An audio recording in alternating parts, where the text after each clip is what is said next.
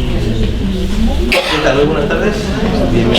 Bienvenidos y bienvenidas al museo.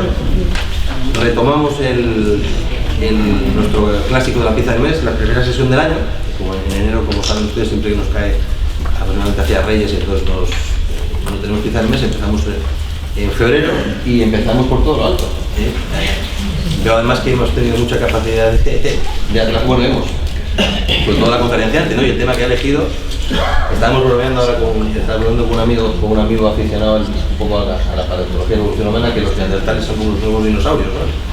Que hay una ansia por saber respecto a los neandertales en todos los campos, y algunos son muy clásicos, como el carácter rupestre, por ejemplo, que ahora también ha entrado en el debate neandertal. Y bueno, pues claro, tenemos la fortuna de poder contar con una conferenciante de primer nivel, con Almudena Starry. Yo no voy a hablar nada de la conferencia porque para eso está ella, pero digamos que Almudena tiene formación en biología y en paleontología, licenciada y doctora por la Universidad Autónoma de Madrid. Sí. Después ha hecho estancias de investigación en varios países del mundo. Ha estado con un contrato de investigación también en el Instituto Internacional de Investigaciones Prehistóricas de Cantabria. Sí, 2 años, con un contrato que se le acabó ahora hace poquito. Están muy bien la chuleta, porque además del proyecto Subsidies, en el cual también participa este museo, así que somos en parte de colegas, es también colaboradora del grupo EvoAdapta de la Universidad de Cantabria y del grupo de paleoantropología del Museo Nacional de Ciencias Naturales de Madrid. Ha trabajado con el equipo de Sidrón. Sí, sigue trabajando, pero no está porque tienen miles de restos neandertales, que es el caso contrario al nuestro, ¿no? La pieza que va a presentar, o en la que va a centrar Almudena su presentación, es uno de los escasísimos restos humanos de Pleistoceno que hay en el registro paleontológico de Cantabria, ¿no? Se cuentan prácticamente con los dedos de las dos manos, ¿no? Y claro, son piezas muy escasas, son piezas muy delicadas. Almudena lo sabe, nosotros también, y por eso hemos siempre tenido muchísimo cuidado en los estudios que hemos hecho con este tipo de piezas, pero realmente especialistas como Almudena son los que son capaces de sacar realmente petróleo a la información que puede dar una pieza de este tipo, ¿no? Y además en un terreno muy interesante, y que es un ejemplo magnífico de lo que son las nuevas líneas de investigación en prehistoria y en evolución humana, que es la interrelación entre la evolución biológica y la evolución cultural, ¿no? Y cómo, estudiando los restos fósiles de los homínidos, somos capaces de hablar no solamente de evolución física o de evolución biológica, sino también de evolución cultural. Y de todo eso nos va a hablar Almudena en su conferencia. Yo quería darle las gracias y además aprovechemos para celebrar con ella. Decía antes que acabamos con contrato de investigación con la Universidad de Cantabria, en el IPC, pero hoy hemos sabido que le acaban de conceder una ayuda dentro del programa, del prestigiosísimo programa Global Marie Curie. Se va 2 años a Estados Unidos y luego tiene otro año para reincorporarse, esperemos ya de forma definitiva, al sistema de ciencia española, que en la Universidad de Cantabria, ¿verdad? Así que nada, yo les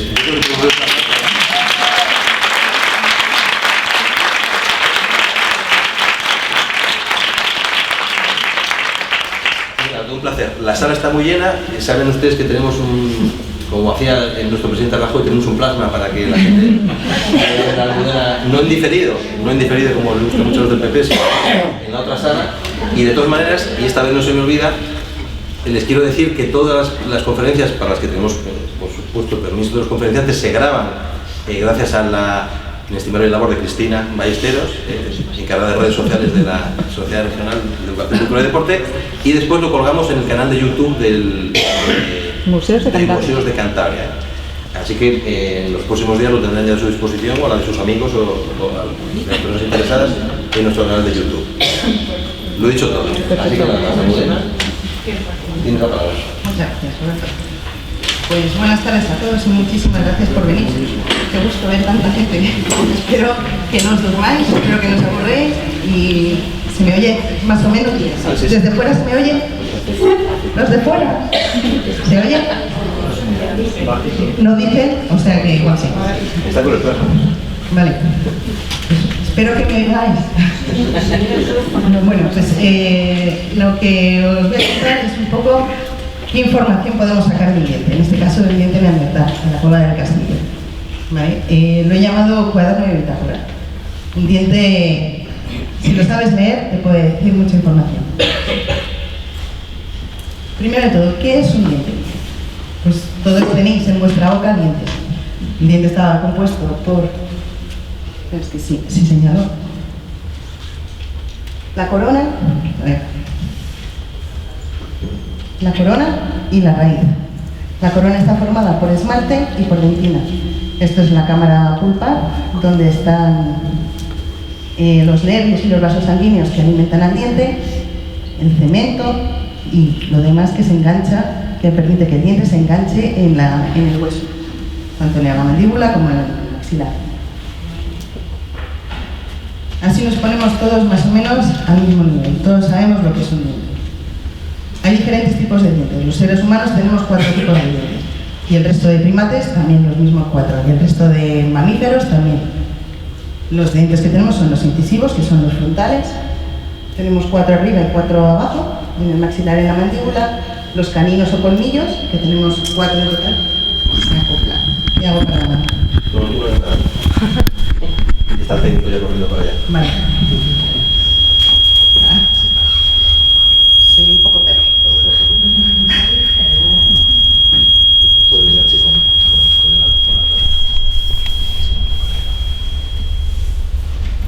Vale. Pues los caninos o colmillos. Ahora creo que no se me ve. No. Aquí mejor. Pero no molesta tanto. Ya. Bueno, pues grito. Me quedaré afónica, como en clase, que ya saben ellos que yo me quedaba afónica en clase. Los premolares. Tenemos 4 premolares. Evolutivamente, los primeros primates y los primeros mamíferos tenían un set de 4 premolares a cada lado. Nosotros solamente conservamos 2. Hemos perdido los 2 primeros premolares. Tenemos el premolar 3, el P3 y el P4. Esto que os digo es importante porque yo lo llamo P4 al premolar, ¿vale? Al segundo premolar. No como los dentistas que lo llaman segundo premolar o 35, 15, 25 o 45, ¿vale? Eso es la nomenclatura de los dentistas. Premolar 3 y premolar 4. Y luego tenemos 3 molares. El primer molar, que sale a los 6 años, el segundo molar, que sale a los 12, y la famosa muela del juicio, que sale, no sale, pero siempre fastidia. ¿Vale? ¿Por qué digo que los dientes es un cuaderno de bitácora? Todos sabéis que los cuadernos de bitácoras es donde el capitán del barco escribía siempre lo que pasaba en el barco, todas las incidencias, y quedaba un registro de todo lo que había ocurrido cuando el barco estaba navegando. Pues en los dientes pasa lo mismo, queda un registro de todo lo que ocurre cuando el diente está funcionando y cuando el diente está formado. ¿Vale? ¿Por qué los dientes son tan importantes? Primero porque la mayoría de restos fósiles que hay lo constituyen dientes. Por ejemplo, en el registro humano, los dientes, hay miles de dientes de todas las especies de homínidos fósiles. Si ya vamos al cráneo completo, pues hay cientos de restos fósiles. Y si queremos estudiar el esqueleto completo, hay decenas.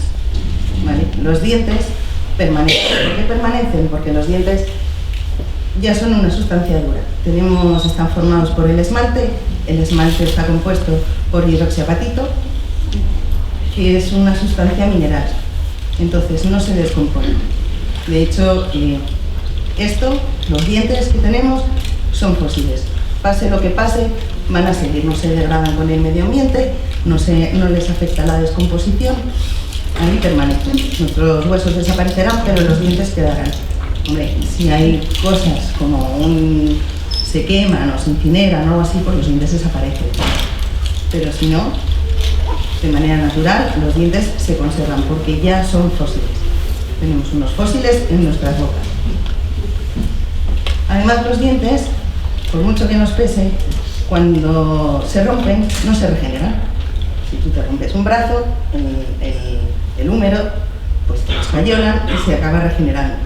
Y puedes volver a tener tu brazo funcional o tu muñeca funcional y todo fenomenal.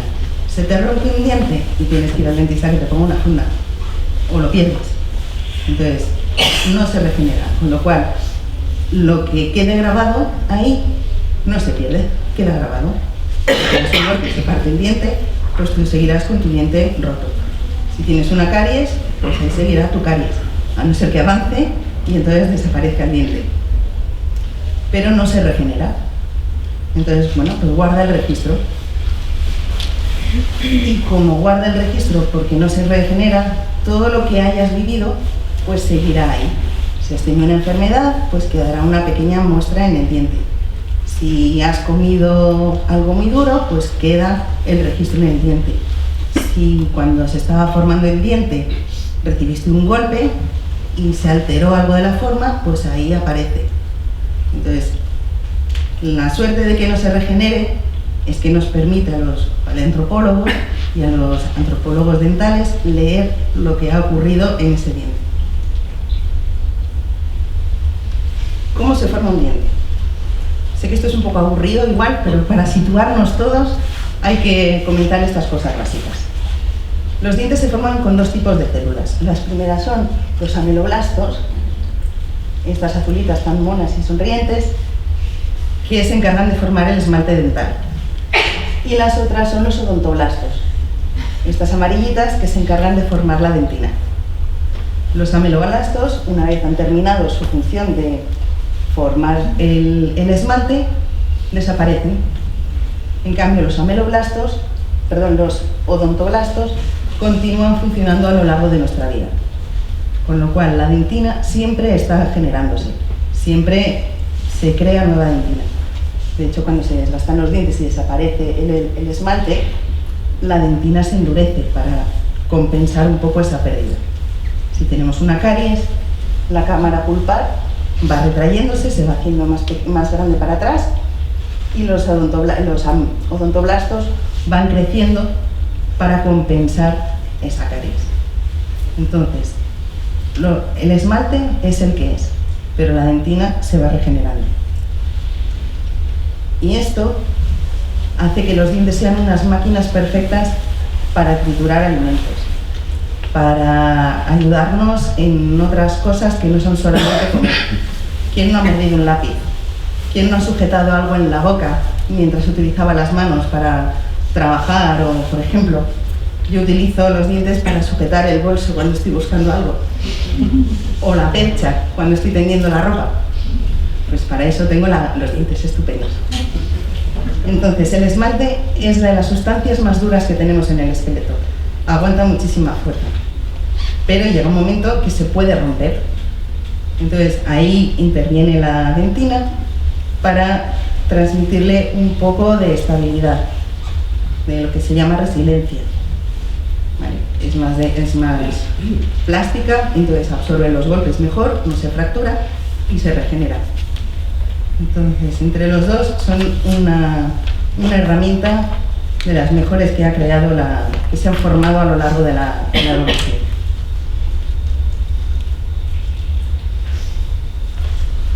Todos habéis oído hablar de los dientes de leche. Los humanos tenemos dos juegos completos de dentición. Tenemos una dentición decidua o de leche y una dentición permanente. Los dientes se empiezan a formar cuando el feto todavía está en desarrollo. Aquí empezamos. ¿Vale? Y en el nacimiento. El nacimiento es importante. Generalmente aquí empieza a formarse el primer molar permanente, el definitivo. ¿Vale? Aquí aparece dibujado, pero siempre hay una pequeña variación. Las fechas no son exactas. Hay gente que le sale, por ejemplo, la mola de los 12 años a los 12 años, hay gente que le sale a los 15. Siempre hay una pequeña variación. Entonces, aquí veis cómo se van formando los dientes, ¿vale? Hasta que llegamos a los adultos, aquí, en el tercer molar, que según estos estándares es de los 18 a los 23 años. Hay gente que nunca le sale, a mí no me han salido, están empezando a salir las de las muelas del juicio, en algún momento tendré juicio y en algún momento me lo quitarán.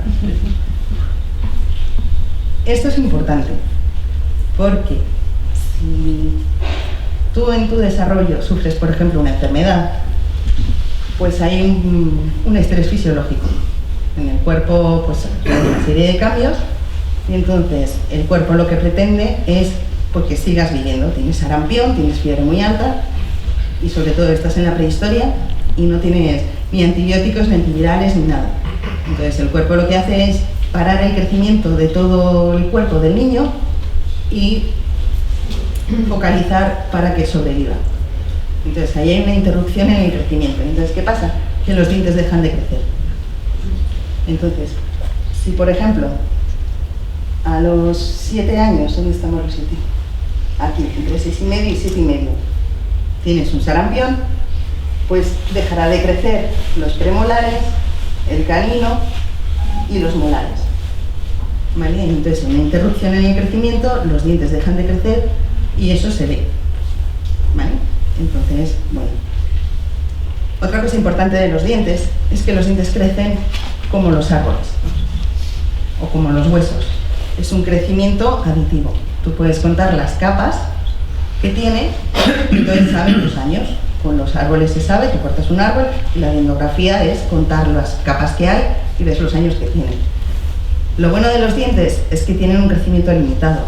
No siguen creciendo durante toda su vida. Entonces, sabes el tiempo que ha tardado ese diente en formarse. Puedes saber la edad del individuo cuando murió, sabiendo eso. Si era un individuo que el diente estaba creciendo, será un individuo maduro. Aquí, por ejemplo, esto es una sección de un molar de orangután. Sí, de orangután. Y entonces en esa sección vemos todos los anillos, ¿vale?, de cómo ha ido creciendo. Y los dientes tienen un crecimiento periódico, igual que tienen los árboles. Puedes contarnos si podéis ver que hay unas mini rayitas ahí dentro, ¿vale? Se llaman cross striation. Eso es el crecimiento diario, ¿vale? De aquí a aquí hay 8 días. Entonces cada raya que vemos más grande, pues tiene 8 días. Ha tardado 8 días en formarse. Entonces con esto nos permite saber la edad del individuo. Aquí tenéis un ejemplo. Este entero es el nacimiento.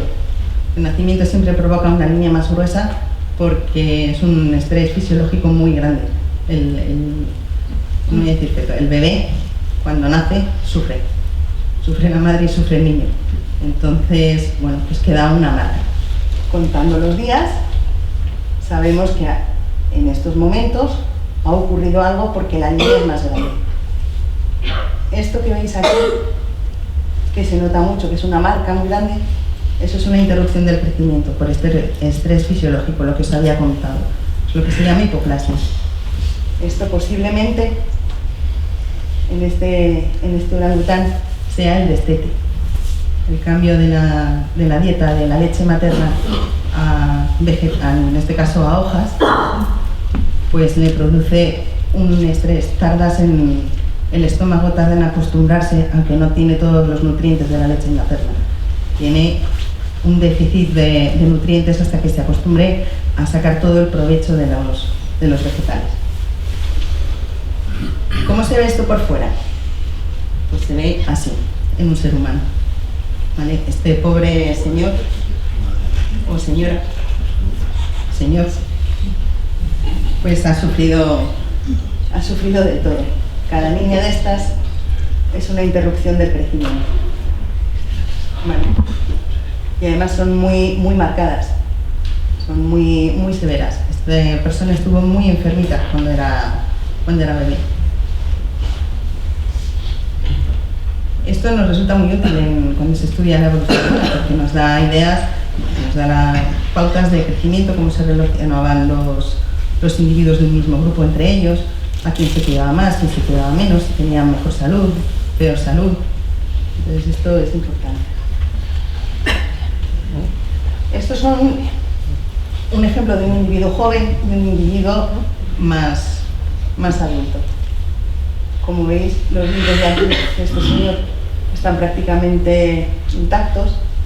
Es un adolescente, tiene los dientes sin desgastar. Y estos son señores que en la prehistoria tendrían como 40 o 50 años, que tienen los dientes totalmente desgastados.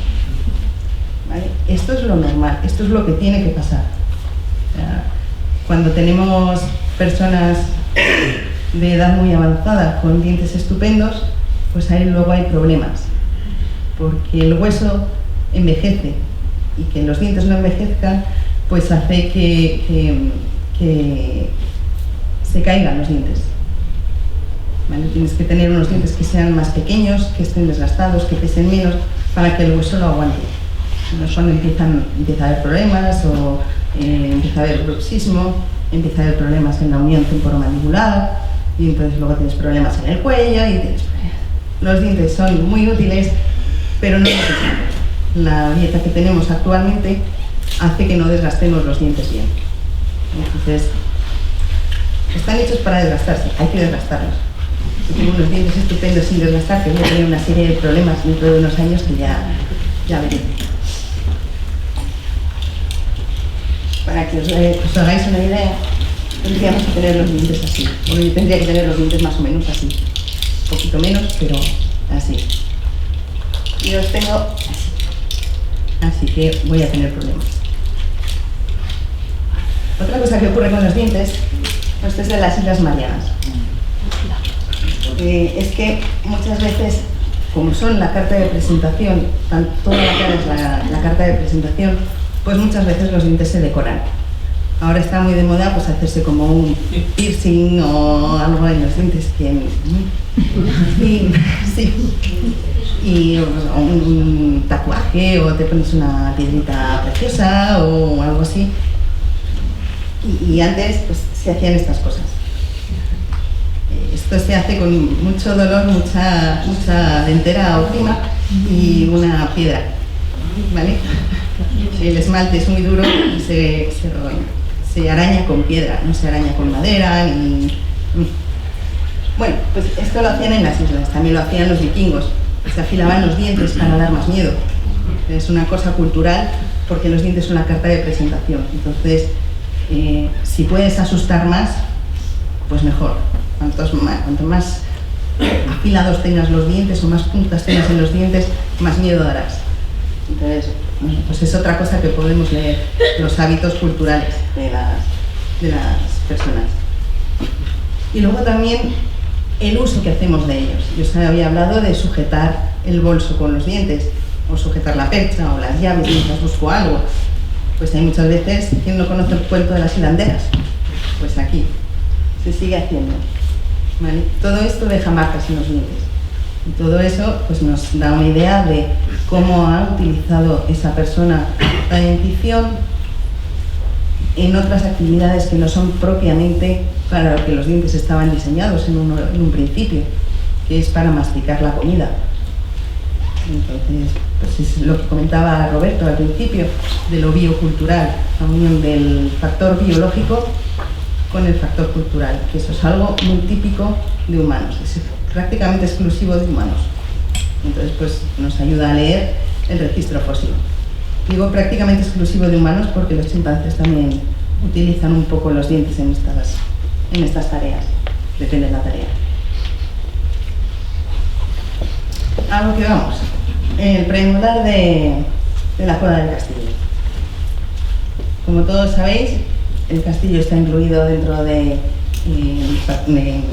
patrimonio de la UNESCO, dentro del conjunto de la cueva de Altamira y arte rupestre paleolítico de la cornisa cantábrica. Son un montonazo de cuevas las que están ahí puestas, ¿vale? Tenemos un patrimonio aquí en toda la cornisa cantábrica digno de conocer y digno de conservar. El Monte Castillo y nuestro amigo el viento. Os voy a hablar brevemente, muy brevemente del yacimiento del castillo, para que nos situemos todos un poquito. Fue descubierto en 1903, hace nada. ¿Vale? Tiene más de 100 años, hace más de 100 años que se está excavando y todavía se puede seguir excavando y todavía va a seguir dando más restos fósiles y más datos y más conocimiento.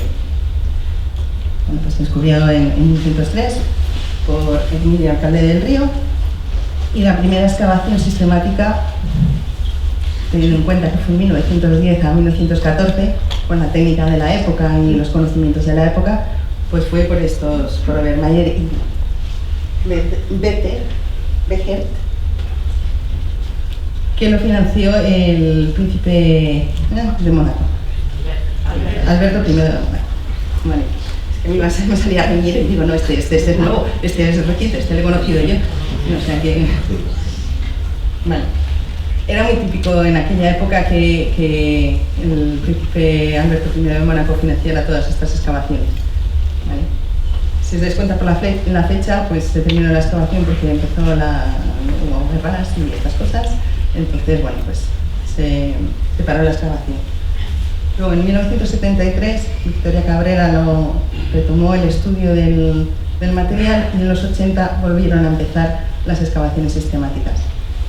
Ambos eran codirectores, Victoria y Federico, hasta que en 2004 pues, Victoria murió. Entonces Federico es el único responsable, es el director de la excavación actualmente.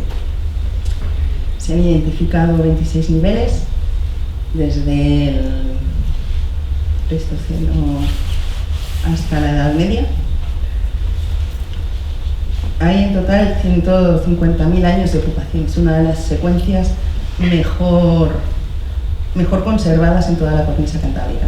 Y tenemos suerte de que en España pues, tengamos este registro tan exhaustivo de toda esta región. Con el cambio, sobre todo hay dos especies predominantes de homínidos, los neandertales y Homo sapiens, nosotros mismos, que convivieron y que se sustituyeron. Y en la Cueva del Castillo pues, hay un registro de esta sustitución.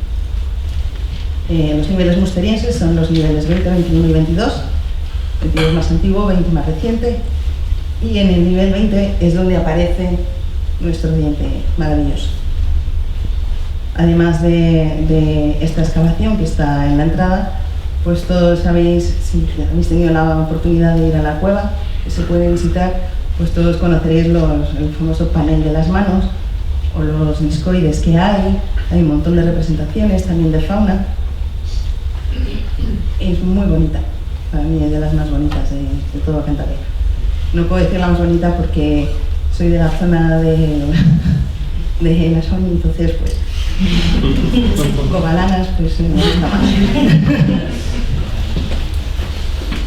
Bueno, esto es el primer perfil estratigráfico que hizo Vermeer en 1912. Y este es el perfil estratigráfico actual y lo que está por excavar.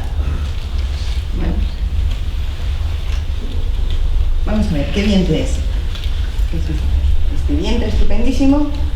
Esta es la cara oclusal, que la habéis visto en la postal y en la presentación. Y este es un neandertal. Este es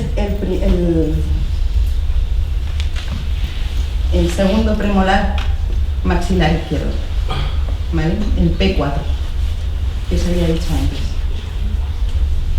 Lo pongo en inglés, upper left P4, porque en ciencia solemos escribir todo en inglés, entonces me he acostumbrado a ponerlo ahí. Poner es el cuarto premolar maxilar izquierdo me resulta un poco complicado. Entonces ULP4.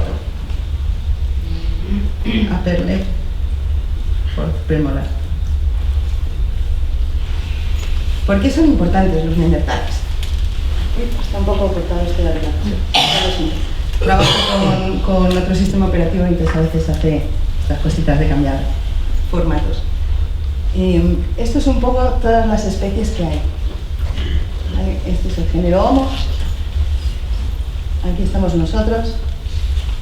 Pero si os dais cuenta, por aquí hay un montón de especies humanas.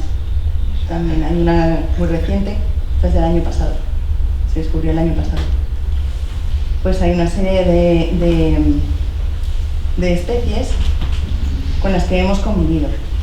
Y luego al final solamente quedamos nosotros. Entonces la pregunta clave es ¿por qué? Pues aquí y en el castillo tenemos la oportunidad de estudiar y saber por qué nosotros seguimos y por qué los neandertales desaparecieron. Entonces es importante saber por qué de las especies humanas que se conocen, los neandertales y los humanos modernos son los que tienen la capacidad craneal mayor, son los que dicen que tienen ya un comportamiento más avanzado, simbólico incluso. Son los homínidos de cabeza grande. ¿Vale?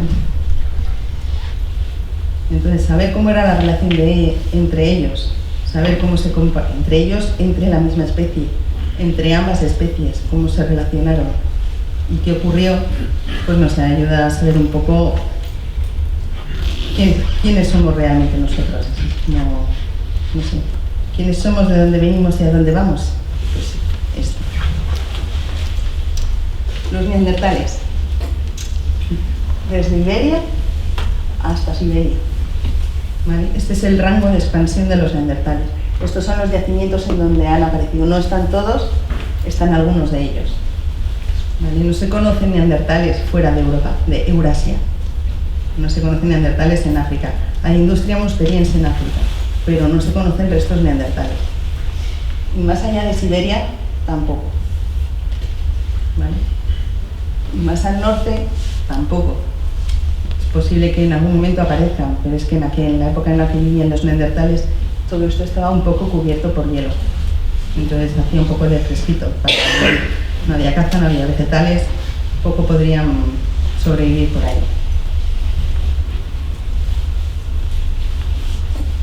En la cornisa cantábrica, estos son los 4 yacimientos donde hay restos óseos de neandertales, no donde hay industria musteriense o donde vivieron los neandertales. Estos son los yacimientos donde se han encontrado huesos de neandertal. ¿Vale? En Asturias hay 2, son el Sidrón y la Huelga. En Cantabria es el Castillo solo. Y en el País Vasco está Axlor. Por aquí. También puede haber alguno, pero puede ser anterior a neandertales. Entonces, que esté claramente como neandertal, estos. Incluso en Axlor recientemente han publicado un artículo en el que algunos de los dientes y restos que se asignaban a neandertales, pues resulta que parece que no lo son. Pero bueno, esto hay que verlo. Una forma estupenda de no tener dudas es hacer ADN. Pero claro, para hacer ADN hay que destruir el hueso.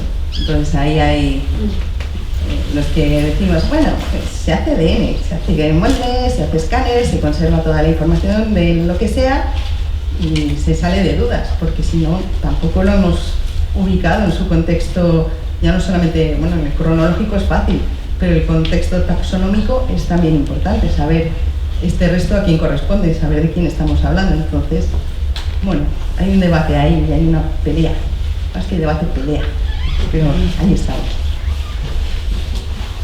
A la hora de estudiar los dientes, esto no sé si, bueno, sí, el anuncio de Jax ese que se nota en las distancias cortas, pues es como hay que verlo.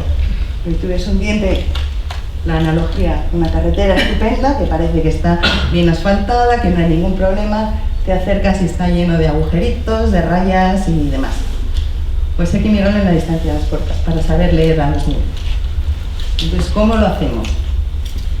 Pues tenemos el fósil original, le hacemos un molde con una resina de polixilosano, que es la que utilizan los dentistas cuando nos hacen el molde, cuando llegamos a ver cómo ocluyes, cómo masticas, pues con esta resina nos hacen. Y luego hacemos un positivo, ¿vale? Con una resina epoxi o una resina de poliuretano, lo que sea.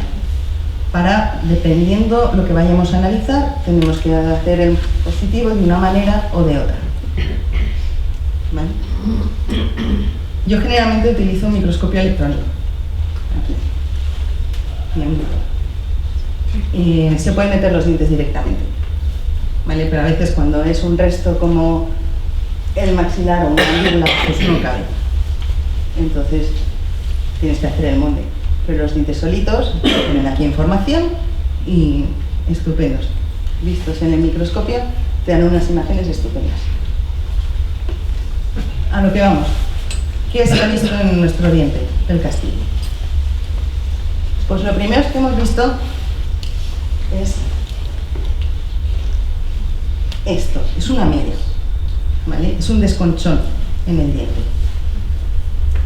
Para saber si se ha producido a la hora de excavar o se produjo durante la vida del individuo, pues tenemos estas dos tipologías.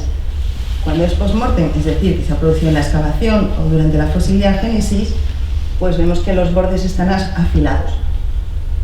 Y cuando se ha producido durante la vida, pues está más suave, más limado, está casi, no, pulido no, pero está redondeado. Cuando nos damos un golpe en los dientes, lo primero que hacemos es te das con la lengua y luego con los labios. La saliva va suavizando los bordes para que no nos hagan daño. Entonces lo va modificando, nunca sin que desaparezca del todo, pero lo va desgastando para que no lo notemos, para que no estemos pendientes del golpe que nos acabamos de dar. Entonces, en este caso, yo creo que veis que los bordes están redondeados. ¿Vale? ¿Cómo se ha podido producir esto? He aquí algunos ejemplos de cómo se rompen los dientes. ¿Vale? Quien se muerda las uñas, que sepa que tiene los dientes un poco mellados, que un arqueólogo y un antropólogo del futuro pues ya lo verán. Yo soy de este tipo. Entonces los incisivos no los tendré mellados, pero los premolares sí, como nuestro premolar. Luego hay extremos, comportamientos más extremos, ¿vale? Jamás hagáis esto, porque ahí sí que deja. Pero no sé si lo veis en esta imagen, es curioso, utiliza los premolares, ¿vale? Sobre todo los premolares, no los incisivos. Es decir, cuando tú utilizas los premolares para romper algo fuerte y luego se te mellan los dientes, es que necesitabas mucha fuerza. Esto es importante a la hora de saber por qué el señor Neandertal del castillo tiene esa mella en el diente. Posiblemente era porque estaba rompiendo o masticando algo fuerte. Que esté solamente en un lado y no esté en toda la cara oclusal esta mella implica que no era solamente de la comida, ¿vale? Porque la comida, pues muy bien, matas al rinoceronte de turno, lo dejas en el suelo y luego te lo comes. Aunque lo cocines, un poco de tierra pondrá, entonces pues tú puedes morder la tierra, pero aparecen las muelas, moler en las muelas. Entonces dejará una pequeña mella en las muelas. En los premolares y en esa zona donde estaba la mella, no es siempre de la comida. En este caso es de una actividad que llamamos paramasticatoria. Se ha visto que, por ejemplo, los aborígenes australianos utilizan los dientes, reavivan el filo de la lítica con los dientes, como si sacaran punta. Entonces muerden un poco y reavivan el filo.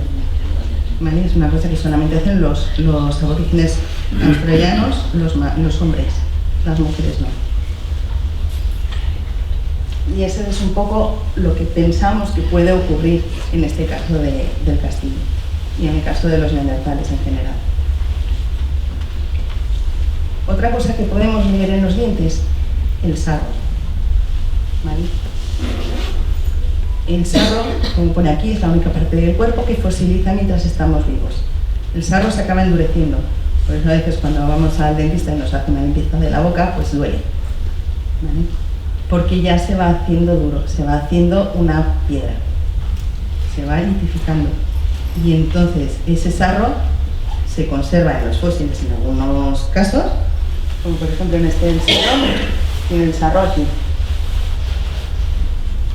El sarro nos permite saber, analizando el sarro, pues podemos saber qué dieta tuvieron, si había más componente vegetal o componente animal en su dieta, si lo cocinaron, si vivían en un ambiente con humo o no, si tenían patógenos, analizando el ADN de esos patógenos, si cocinaban los alimentos, no sé si lo he dicho, el ambiente en el que vivieron, o sea que podemos saber muchas cosas de ellos.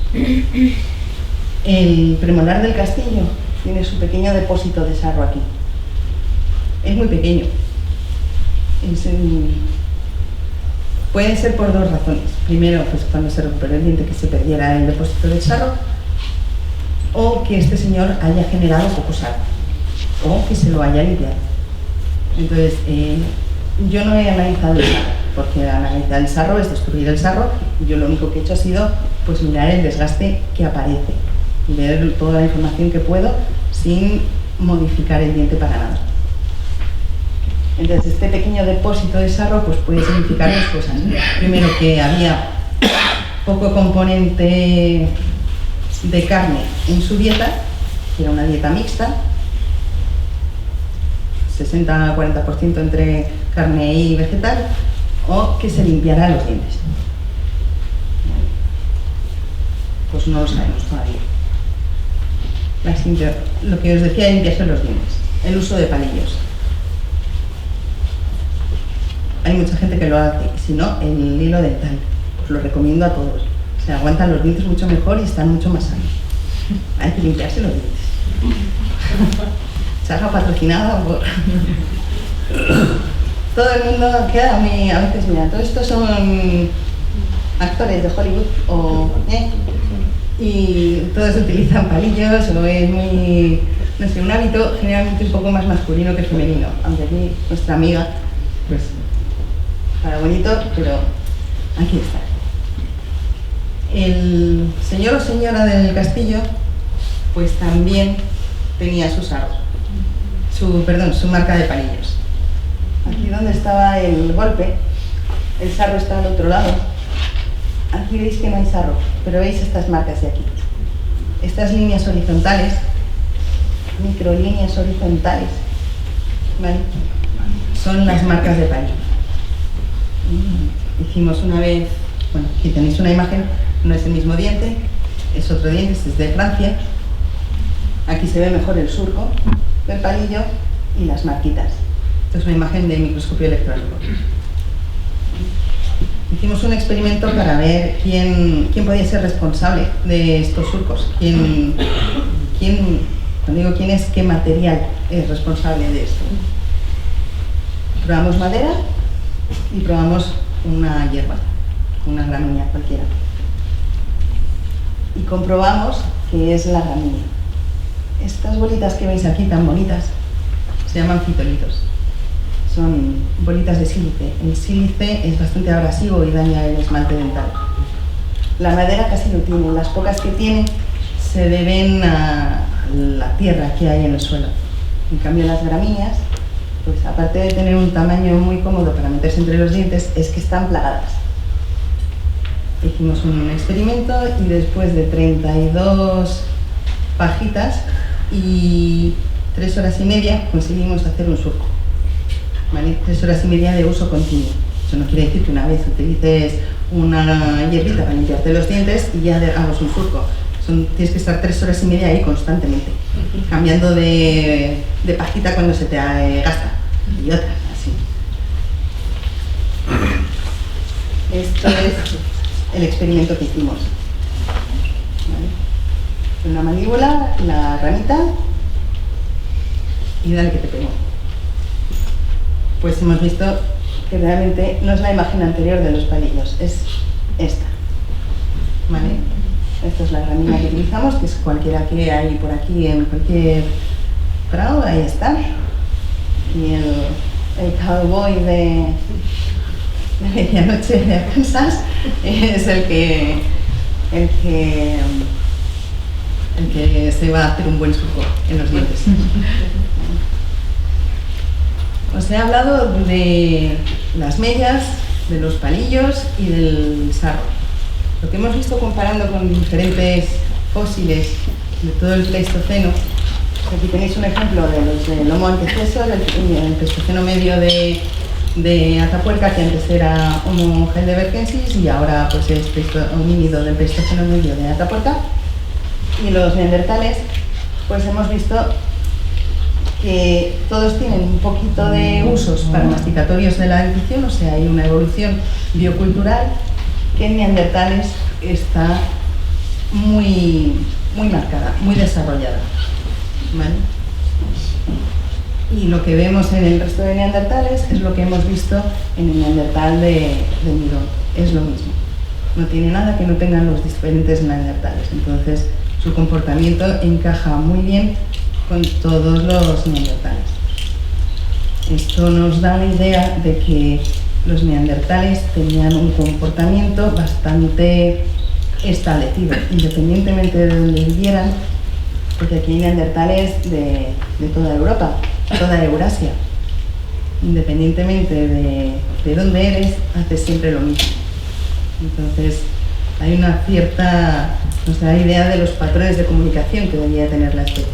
Se comunicaban bien para conservar las cosas y conservar los comportamientos.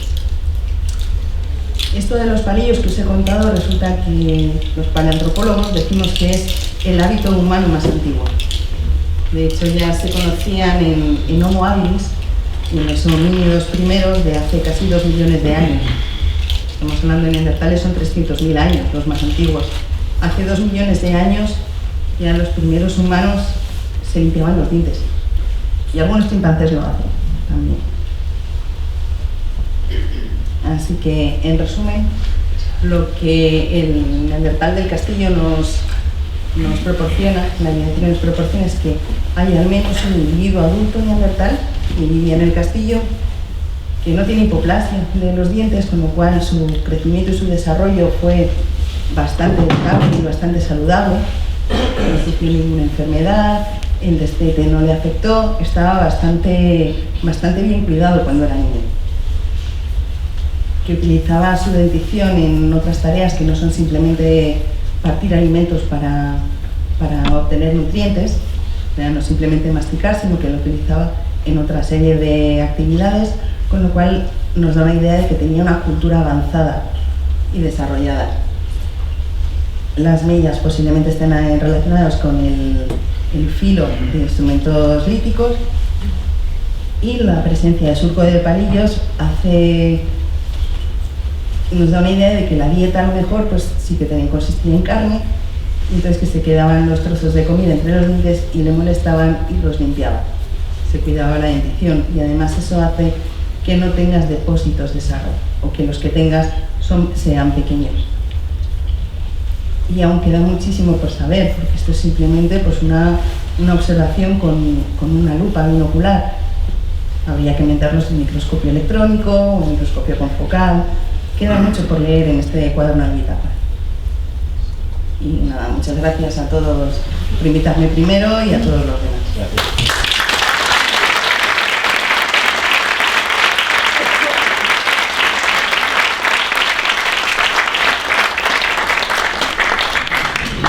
Bueno, muchísimas gracias, interesantísimo. Tenemos tiempo, con la venia de Almudena, para un ratito de coloquio, para contestar algunas preguntas, algunas dudas que tengan ustedes, durante por lo menos 10 minutos o un cuarto de hora. Así que si alguien se anima a romper el fuego, ¿levantas la voz o te paso el micrófono? Igual me oyes. Sí. ¿Podrías contarnos sobre los últimos descubrimientos del sidrón o las conclusiones que habéis llegado a...? Lo último del sidrón. Resumido. Lo último que hemos publicado del sidrón es sobre el niño del sidrón, el juvenil. Habla sobre el crecimiento neandertal. Como el crecimiento de los neandertales, el desarrollo de los neandertales era un poco diferente a nosotros. Este era un niño que cuando murió tenía 7 años y medio de edad, cuyo el cerebro de un ser humano moderno, de Homo sapiens, termina de crecer en torno a los 6-7 años. Este individuo con 7 años y medio su cerebro seguía creciendo. ¿Vale? Los neandertales tenían una capacidad craneal mayor que nosotros, entonces pues es lógico que el desarrollo que tarde más tiempo en alcanzar ese tamaño. También cambia un poco pues el desarrollo postcraneal, las vértebras se fusionan y demás. Otra de las cosas que hemos hablado en el sidrón es de la endogamia del sidrón. O sea, son 13 individuos y hay bastantes restos y bastante evidencias en el resto del esqueleto para hablar de endogamia. Hay una serie de malformaciones congénitas, no quiere decir patologías, quiere decir malformaciones congénitas, que son frecuentes en casos de endogamia. Y este es el caso que ocurre en el sidrón. Una cosa con el sidrón es que se sigue investigando. Está activa la investigación, entonces pues, dentro de poco pues saldrán más cosas. Estamos ahí en ello. ¿En el castillo se sigue también investigando? Sí. Los fósiles están depositados aquí en el museo. De hecho, nuestro premolar está allí en la sala de los homínidos, con más restos humanos que han aparecido en el castillo, y las excavaciones yo creo que sí que siguen, nos van a seguir abiertas. O sea, este año parece que vuelven que retoman un poco el dinamismo. No solamente con los restos humanos, sino con los restos de fauna, se sigue investigando y se están desarrollando nuevas propuestas y nuevos resultados. ¿Nos podrías explicar lo del síndrome, si son parientes entre ellos, si es una familia, varias etapas, varias generaciones? Sí, el Sidrón decimos que es un grupo familiar. Todos los restos, los 13 restos, tienen una datación similar. No han sufrido tafonomía, no han sufrido ningún factor tafonómico que sugiera distinto, es decir, no han estado expuestos a la intemperie, no hay marcas de carnívoros, no han sufrido ningún por estar depositados en diferentes momentos. No hay una tafonomía diferente, no hay una modificación de los restos diferente entre los individuos. Algunos de los restos aparecieron en conexión anatómica, lo que quiere decir que cuando cayeron en el depósito secundario estaban todavía con cierto grado de tejidos, con lo cual no ha habido una descomposición en el exterior y han aparecido ahí restos. Se ha hecho ADN, el ADN mitocondrial, y se ha visto que hay 3 linajes mitocondriales que lo dan las mujeres, mientras que los hombres tienen todos el mismo linaje mitocondrial. Hay algún niño que tiene el mismo linaje mitocondrial que alguna mujer, y entonces eso nos hace pensar que ya que tienen la misma cronología y el mismo linaje mitocondrial, pues que pudieran estar relacionados, sino bien siendo madre e hijo, pues a lo mejor hermanos o lo que fuera. Entonces, eso unido a las condiciones de endogamia, pues pensamos que todos son un grupo familiar. Es como si tuviéramos una foto Polaroid. Es que para consolidar utilizamos el Polaroid y entonces me confundo. Una foto Polaroid de una instantánea de la familia del Sidrón. ¿Y en qué época vivieron? ¿El Sidrón? Hace 49.000 años. Musteriense, como todos los neandertales. ¿Qué datación se ha hecho para saber que es un diente de neandertal?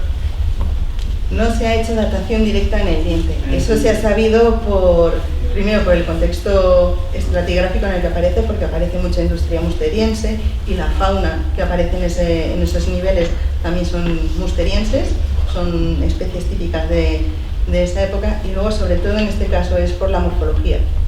Los dientes han permitido a lo largo de la historia de nuestra historia como de paleoantropología, de evolución humana, pues identificar taxones. Son característicos, tienen pues, por ejemplo, el desarrollo de las cúspides o las crestas, estas crestas laterales también, son típicas de neandertales. Entonces es una morfología característica de esta especie. ¿Se llegará a saber el sexo? Si se hace ADN, sí.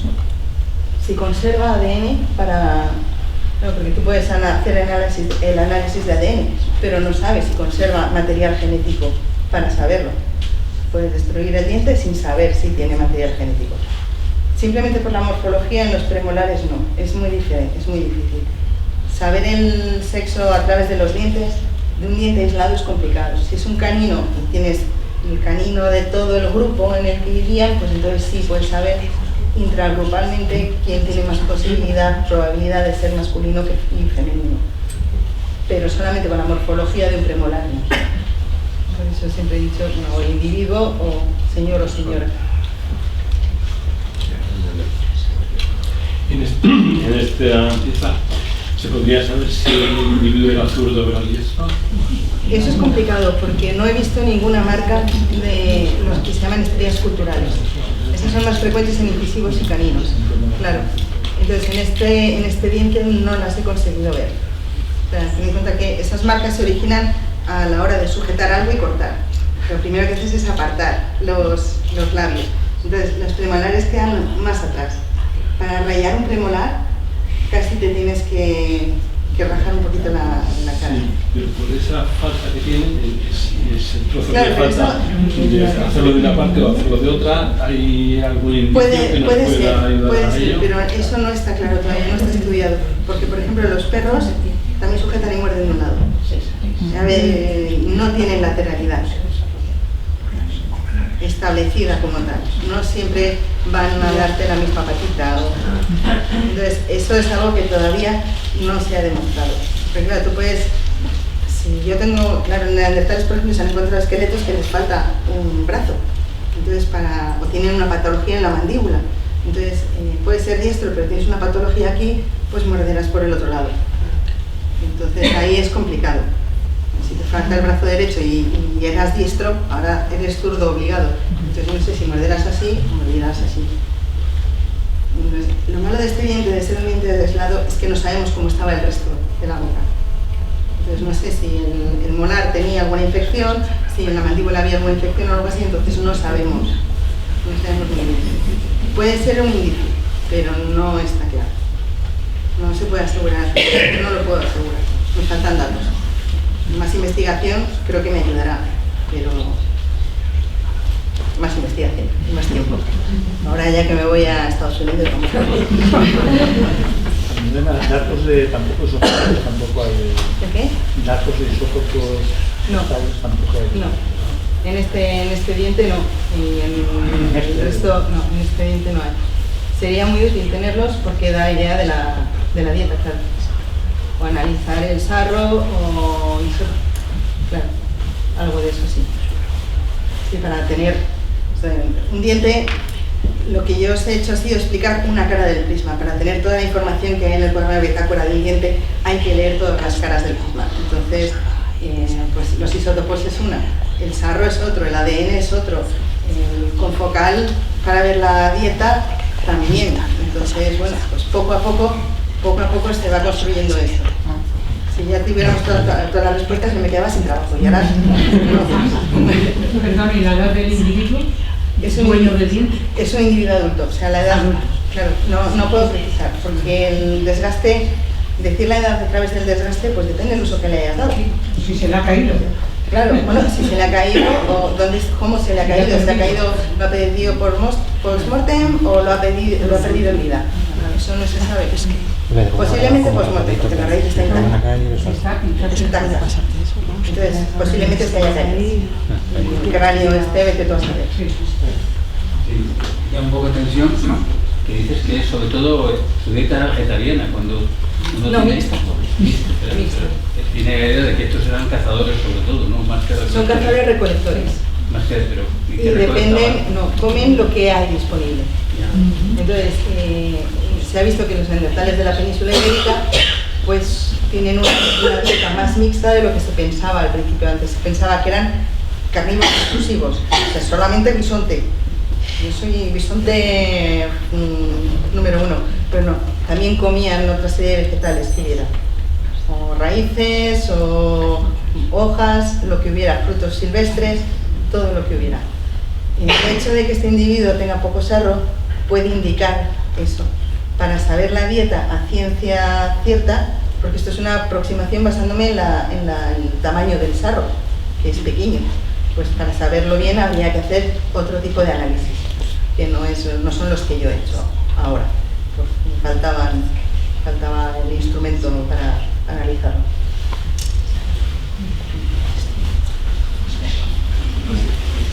Bueno, pues muchas gracias a todos.